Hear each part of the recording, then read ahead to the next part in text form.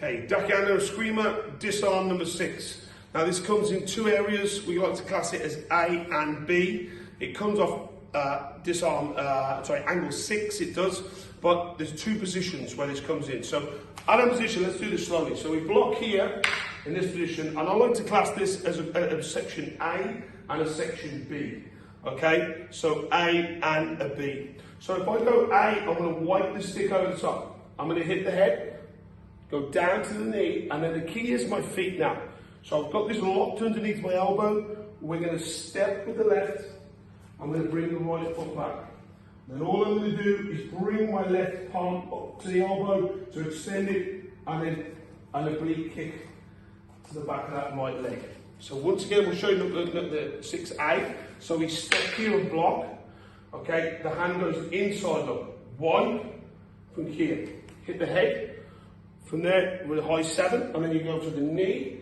From there, and lock your armpit right in tight to their right wrist. Step to the left, turn to the right. Okay, and then you're going to push with the left palm up, so you're hyperextending this arm out, and then press there. Okay, so that's 6A. 6B is slightly different, because this puts my stick in a closed position. So all I do is add a few extra strikes.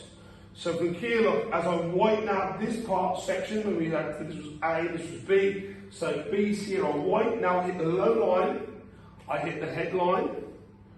Now back to a low line, and it's back to same as it was for 6A. So here, hyperextend, press with a oblique kick, and away you go. So once again with that, so block here, look.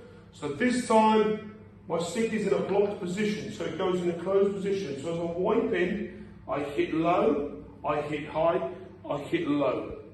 Same as I was now for 6A. Step, turn, hyperextend the elbow, and press there into the back of the knee. So that's Disarm 6A and 6B.